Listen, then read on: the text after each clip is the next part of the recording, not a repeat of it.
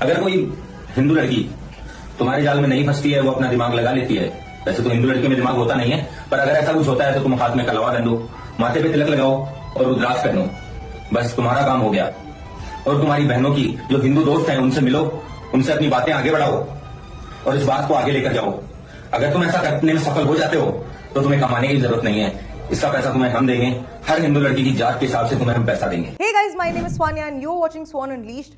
मैंने जो last video बनाई थी टाटा कन्वर्जन सर्विसेज पे, उस पे मैंने बहुत ज़्यादा इन डेप्थ डिटेल्स आपको नहीं दिए थे, क्योंकि जब मैं वो वीडियो बना रही थी तो बहुत ज़्यादा वेरीफाइड सोर्सेज से मेरे पास डिटेल्स नहीं थे। हालांकि डिटेल्स थे पर वो वेरीफाइड नहीं थे। पर अब 2-3 दिन बाद जब इसके इतने सारे परत खुल चुकी है इस पूरे मामले का, तो मैं ये वीडियो बना के तुम लोगों को समझाऊंगी कि जो 4 सालों से टीसीएस में हो रहा था, what was happening exactly, how did it unfold, और ये कैसे पूरा लव जिहाद का सिस्टम ये चलाते हैं। इस वीडियो के एंड में मैं तुमसे ये भी डिस्कस करूंगी कि कैसे कुछ बेवकूफ लोग मेरे कमेंट सेक्शन में आके ये लिख रहे हैं कि नहीं हो सकता है कि भाई उन लड़कों को फ्रेम किया जा रहा है। तो सारी चीजें क्लियर करूंगी मैं इसमें। फिलहाल शुरू से शुरू करते हैं। ये सेलेक्टिव टारगेटिंग ऑफ मुस्लिम्स हो रही है। जिहाद के जरिए मुसलमान किया जाता है, ये जो बकवास बात है, ये कि ये सही बात नहीं है। ऐसा है, ये जो मोहब्बत की बात होती है।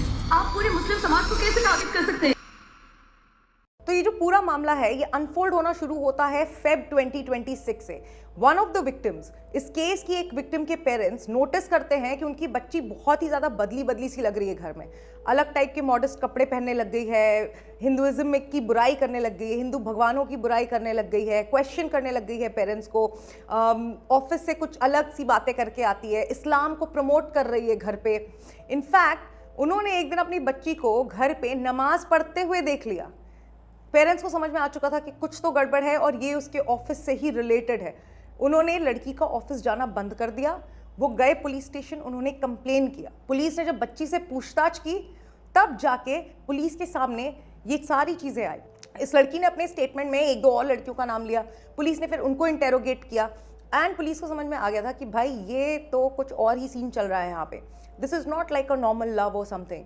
यहाँ एक रैकेट चलाया जा रहा है, एक कन्वर्जन रैकेट। बट अब दिक्कत ये थी कि इस चीज़ को प्रूव कैसे करें। तो वेरी स्मार्टली हमारी पुलिस के 5 से 6 ऑफिसर्स जाके टीसीएस का वो बीपीओ ज्वाइन करते हैं। मतलब आप सोचो, वहाँ पे जाके नौकरी लेते हैं, वहाँ पे 40-50 दिन काम करते हैं, देखते हैं, सारे सीसीटीवी फुटेज गैदर करते हैं, वहाँ पे कैसे सिस्टम हो रहा है, कैसे लड़कियों के साथ कॉन्फ्रेंस रूम में छेड़खानी हो रही है, कैसे नमाज छत में पढ़ाई जा रही है, किस तरीके से इस्लाम को प्रमोट किया जा रहा है। ये सारा चीज़ उन्होंने 40-50 दिन तक स्टडी की है। एक पूरा कोवर्ट ऑपरेशन चलाया गया है पुलिस द्वारा। एंड उनकी फाइंडिंग्स में इतना ज़्यादा स्मार्ट तरीका पता चला है इस पूरे कन्वर्जन रैकेट का। वो क्या करते थे कि जैसे एचआर ने सारी हिंदू लड़कियाँ एम्प्लॉय की हैं। अब एक व्हाट्सएप ग्रुप बोला जाएगा कि भाई ये तो ऑफिस का व्हाट्सएप ग्रुप है, ये हम आपको भेज रहे लिंक, इसको ज्वाइन कर लो। उस व्हाट्सएप ग्रुप में apart from the professional thing सारी बकवास बातें होती थी। कुछ नॉनवेज जोक्स भेजे जाते थे, कुछ हिंदू भगवान के मजाक उड़ाए जाते थे, इस्लाम को हल्के फुल्के से प्रमोट किया जाता था। ये व्हाट्सएप ग्रुप था टू टेस्ट कि कौन इसमें उनके हिसाब से मतलब पॉजिटिव रिस्पॉन्स देता है। जो लड़की पॉजिटिव रिस्पॉन्स दे रही है उसको फर्दर एक क्लोज्ड व्हाट्सएप ग्रुप में, जैसे कि कहते हैं ना क्लोज फ्रेंड्स का व्हाट्सएप ग्रुप, उसमें उसको फिर ज्वाइन कराया जाता था। तो इसमें देखो लेवल्स क्रिएट किए हुए थे इन्होंने कि भाई पहला एक व्हाट्सएप ग्रुप रहेगा जिसमें काफ़ी सारे लोग होंगे, या कह लो ऑफिस के सारे ही लोग होंगे। इसमें से जो टॉलरेंट नहीं होंगे, जो नहीं बर्दाश्त करेंगे ऐसे जोक्स, या जो नहीं रिस्पॉन्ड करेंगे उनके हिसाब से जैसा करना चाहिए, तो उसको वो वहीं छोड़ देंगे। जो रिस्पॉन्ड कर रहा है, जो ज़्यादा लिबरल है या एक्स हिंदू है फॉर दैट मैटर, उनको आगे के लेवल पे लेके जाया जाता है। बोलते हैं ना हम कि भाई दूध से मलाई अलग करके रख दो, बिल्कुल वही किया जा रहा था वहाँ पे। एक लेयर इन्होंने अलग कर दी थी जो उनके इजी टारगेट थे। इसमें अक्सर लड़कियाँ वो होती थी कि जिनके फाइनेंशियल इश्यूज हों, जो सिंगल मदर्स हो, या बहुत ज़्यादा एम्बिशियस हो, जो प्रमोशन के लिए या अप्रेजल्स के लिए कुछ करने के लिए रेडी हो सकती हैं। सो दे picked up those girls। फिर जो ये टीम लीड्स थे उन्होंने उनके साथ they got into a relationship, फिर रिलेशनशिप फिजिकल भी हुआ। इनफैक्ट पुलिस ने ये तक फाइंड आउट किया है कि कंपनी प्रेमाइसिस में फिजिकल रिलेशनशिप्स हो रहे थे। मतलब बकायदा ये उनके पास सीसीटीवी फुटेजेस में है। इनफैक्ट इनमें से एक विक्टिम ने जब एचआर को कंप्लेन किया कि भाई ये बंदा तो मुझसे कह रहा था कि ये मेरे से शादी करना चाहता है, but he is already married, इसके 2 बच्चे भी हैं, तो भी जो एचआर थी, जिसको लेडी डॉन भी कहा जाता था, लेडी डी, निदा खान, उसने कह दिया कि भाई ये तो बड़ा नॉर्मल है, कॉर्पोरेट कल्चर तो ऐसा ही होता है, तुम देख लो भाई, ये सब तो अपने पर्सनल प्रोफेशनल लाइफ को अलग रखो। बट यही एचआर इन लोगों को ग्रूम भी कर रही थी नमाज पढ़ने के लिए, मॉडेस्ट कपड़े पहनने के लिए, रोज़े रखने के लिए, बीफ खाने के लिए।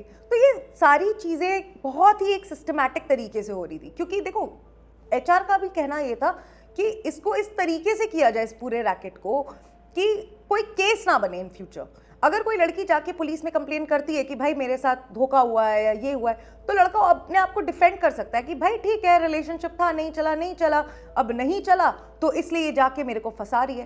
तो सिंपल स्ट्रैटेजी ये थी। पर सबसे ज्यादा डरावनी बात इस स्ट्रैटेजी की ये है कि ये मल्टीपल कॉर्पोरेट्स में यूज हो रही है।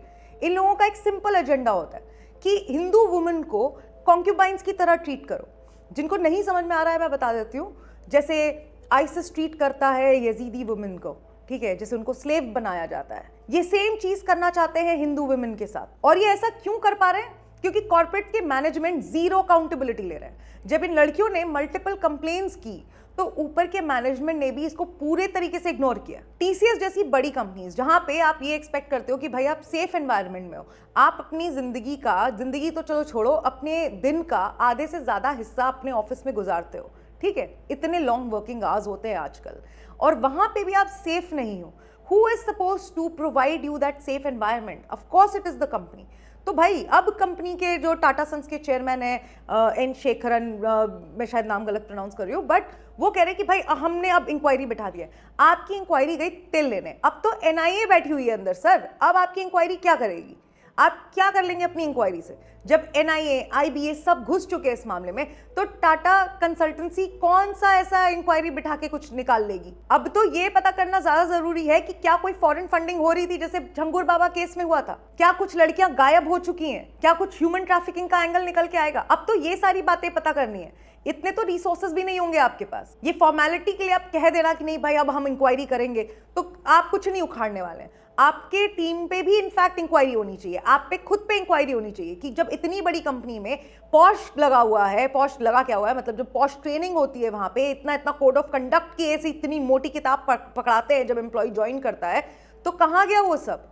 कैसे जब लड़कियां कंप्लेन कर रही हैं, मास कंप्लेन्स हो रही हैं, तब भी everything the management chose to do was ignore it। और कुछ लोग कह रहे हैं कि भाई नहीं, इसमें गवर्नमेंट की भी गलती है।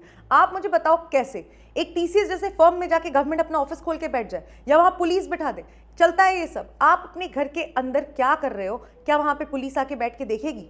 ये देखो, ऐसी चीजें ट्रैक नहीं होती हैं। और जो कोवर्ट ऑपरेशन किया है पुलिस ने, and we have come up with this major brilliant investigation and proofs, आपको लग रहा है कि वो गवर्नमेंट बॉडी नहीं है, ये सब लॉ एंड ऑर्डर के अंडर नहीं हो रहा है। एंड सबसे बड़ी बात है कि हिंदूज को कंप्लीटली गवर्नमेंट पे रिलाई होना बंद करना पड़ेगा। आप हर चीज में ये नहीं कह सकते कि भाई नहीं ये तो गवर्नमेंट को देखना चाहिए था, ये तो भाई सिस्टम को देखना चाहिए था। नहीं, आपको खुद भी अवेयर होना पड़ेगा, आपको खुद भी समझना पड़ेगा कि भाई क्या सही है और क्या नहीं। But yes, having said that, मैं ये भी बोलना चाहूंगी कि जब इतनी सारी बातें सामने आ चुकी है और इतने सारे कॉर्पोरेट ऑफिसेस से अनोनिमस लोग सामने निकल के बोल रहे हैं कि उनकी कंपनीज में भी ये सब कुछ हो रहा है और बहुत टाइम से हो रहा है, तो गवर्नमेंट अब क्या कर सकती है? पहली चीज जो गवर्नमेंट कर सकती है वो है कि एक स्ट्रिक्ट लेबर लॉ लेके आए, प्रॉपर ऑडिट्स हो कंपनीज में। महाराष्ट्र में जैसे मकोका है वैसे ही नेशन वाइड ऐसे रूल्स होने चाहिए, और ये लव जिहाद को एनसीआरबी के अंडर क्राइम माना जाना चाहिए। और एमएनसीज के लिए पॉश का ऑडिट होना, लोगों का हायरिंग का जो उनका ऑडिट होना, वो कंपलसरी करना चाहिए। मतलब साल में आप 2-2 बार रिव्यू करो, स्पेशली एक पर्टिकुलर कम्युनिटी को, कि भाई ये क्या कर रहे हैं। अब कुछ लोग बोलेंगे कि नहीं नहीं तुम एक कम्युनिटी के लिए ऐसा कैसे बोल सकती हो? मैं इसलिए बोल सकती हूँ क्योंकि भाई आप वहां कमाने गए हो, आप पढ़ लिख के अपने कुछ स्किल्स दिखाने गए हो, पर वहां भी आप धर्म लेके गए हो। आपका वहां पे भी यही एजेंडा है कि भाई मैं कन्वर्ट करा लूं। ये नहीं है आपको कि भाई आप 4 पैसे कमाओ, घर पे लेके जाओ, एक अच्छी लाइफस्टाइल जियो। ये नहीं करना है इनको करना है कि भाई मैं बीफ खिला दूं किसी को जबरदस्ती, नमाज पढ़वा दूं, धोखे दे दूं। तो फिर जब आप ऐसी हरकतें करेंगे तो आप पे एक एक्स्ट्रा ऑडिट होना चाहिए। और इस ऑडिट के बाद से मुझे याद आया कि मैंने आज अरफा खानम शेरवानी का एक ट्वीट देखा, तुम भी देख लो, लगा देती हूँ मैं स्क्रीनशॉट। इसमें ये बंदी कह रही है कि भाई अब ना मुस्लिम्स को टारगेट करने का एक नया तरीका आ गया है, ये अब टारगेट कर रहे हैं स्किल्ड एजुकेटेड मुस्लिम्स को। भाई देख रहे हैं हम क्या स्किल्स है, कैसे लोगों का फोर्स कन्वर्जन कराया जा रहा है, कैसे उनको मैनिपुलेट किया जा रहा है, कैसे उनको छत पे ले जाके ऑफिस की नमाज पढ़ाया जा रहा है, बीफ खाने के लिए मजबूर किया जा रहा है। मतलब स्किल्स तो हैं, डेफिनेटली हैं। ऊपर से मुझे शर्म आती है ये सोचते हुए, मतलब मुझे क्यों शर्म आए भाई, इनको खुद शर्म आनी चाहिए अपने औरत होने पे। इनको ये विक्टिम्स को मतलब इग्नोर करके, साइड करके ये मुस्लिम उन लोगों को प्रोटेक्ट कर रही है, उनके लिए प्रोपेगेंडा अपनी टूल किट चला रही है कि नहीं भाई ये तो ना अब इंडिया में एक नया तरीका हो गया है। आप पागल वागल हैं क्या थोड़ी सी? मतलब आपको समझ में आ रहा है कि एनआईए इन्वॉल्व है, आपने कुछ और अगर आप नहीं बोल सकती एक औरत होने के हिसाब से, एक विक्टिम के लिए अगर आप एम्पैथी नहीं दिखा सकती तो भाड़ में जाइए। हर जगह अपना धर्म घुसाने की जरूरत नहीं है आपको।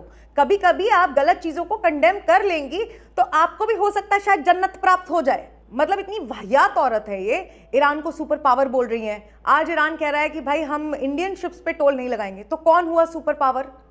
ईरान हुआ। हाँ, पाकिस्तान का जो सीज फायर का नंगा नाच था उस पर कसीदे पढ़ रही हैं ये कि वाह क्या जियो पॉलिटिक्स में एकदम ये तो वर्ल्ड लीडर की तरह उभर के आया है। और यहाँ पे इंडिया में धर्म को प्रमोट कर रही हैं अपना, औरतों से इनको कोई लेना देना नहीं है, जबकि खुद इतनी फेमिनिस्ट, इतनी लिबरल बनती हैं। एक एनआईए जांच इन पे भी होनी चाहिए। मतलब लिब्रांडू हो तो तुम कुछ भी बोल दोगी क्या? Where is the empathy? जब कोई हिंदू गलत करता है ना तो हिंदूज कंडेम करते हैं, ना कि उनको प्रोटेक्ट करते हैं। आप देखना ये सबसे बड़ा डिफरेंस है इन दोनों कम्युनिटीज के बीच में। हिंदू कभी ऐसा नहीं बोलता कि नहीं नहीं भाई ये तो प्रोपेगेंडा फैलाया जा रहा है हिंदू मर्दों के अगेंस्ट या हिंदू औरतों के अगेंस्ट, ये तो शायद दूसरी कम्युनिटी कर रही। कभी नहीं करता है हिंदू। हिंदू हमेशा इस चीज को कंडेम करता है। They always try and see between the right and the wrong. But एक कम्युनिटी यहाँ पे हमेशा विक्टिम कार्ड खेलेगी। तरुण केस में भी यही हुआ था, जो लड़का मर गया वो अपने आप को डिफेंड करने के लिए नहीं रहा, तो अब बाद में आके आप कह रहे हो कि वो आपको छेड़ रहा था। तो मान लो मैं कहती हूँ एक पॉइंट में दे भी दो कि छेड़ रहा था, तो क्या मार दोगे किसी को? हाँ, आप जाइए पुलिस स्टेशन जाइए, कंप्लेन कराइए। और हिंदू बच्चियों को मैं ये बता देती हूँ कि आप आज बहुत सारा सोचते हो कि भाई मेरे को हिंदुइज्म में बिलीव नहीं करना, ये तो बहुत आउटडेटेड धर्म है, हम तो भाई बहुत स्ट्रॉन्ग फेमिनिस्ट है, हम तो लिबरल्स हैं। आप एक बात समझ लो, अगर आप सोचोगे कि इस्लाम लिबरल है, आप जिस दिन आप कन्वर्ट हो जाओगे और ये लोग पावर में आ जाएंगे, मेजॉरिटी में आ जाएंगे, पार्लियामेंट में ज़्यादा हो जाएंगे, कॉन्स्टिट्यूशन जाएगा इंडिया का तेल लेने, शरिया लॉ लगेगा, फिर तुम घर पे बैठना अपने, ठीक है, पेंगुइन बन के। ये जितनी भी आपकी आज़ादी की मांगे हैं ना, ये सारी चली जाएंगी तिलंडी में। और हिंदू भाइयों से मेरा ये क्वेश्चन है कि तुम लोग खुश होते हो ये देख के कि भाई एक्स मुस्लिम कितने हो गए, कितना हो गया। आप काउंट करो कि एक्स हिंदूज कितने हो रहे हैं। कितने ज़्यादा लोग ऐसे हो चुके हैं हिंदूज जो हिंदुइज्म में बिलीव ही नहीं कर रहे हैं, जो अपने कल्चर का मजाक उड़ा रहे हैं, जो सोच रहे हैं कि नहीं बाहर दूसरा कल्चर तो बहुत बेहद खूबसूरत है और जो जैसे चल रहा है चलने दो, कल को मेजॉरिटी आ भी जाएगी तो कोई फर्क नहीं पड़ेगा। फर्क पड़ेगा या तो भगा दिए जाओगे या तो काट दिए जाओगे। और कल को जो आपके पोते पोती होंगे ना, वो आपको गालियां दे रहे होंगे कि कितने मतलब मेरे दादा दादी बेवकूफ़ थे कि हमें इस माहौल में छोड़ गए हैं।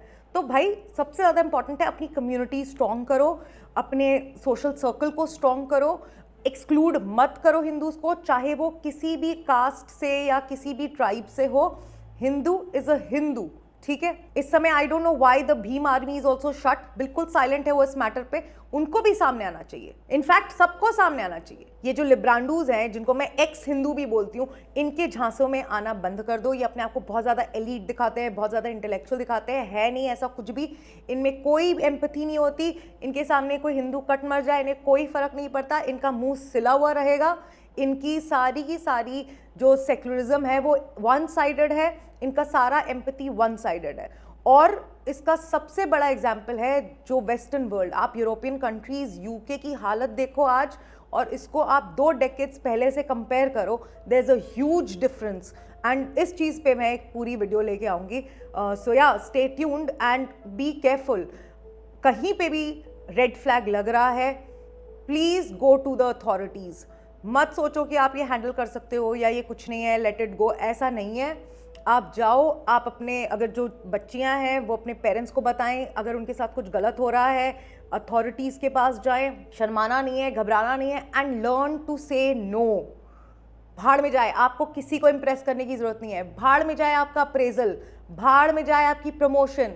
Your life is more important than this petty promotion appraisal of yours. ठीक है, be careful and be courageous. Okay, जय हिंद।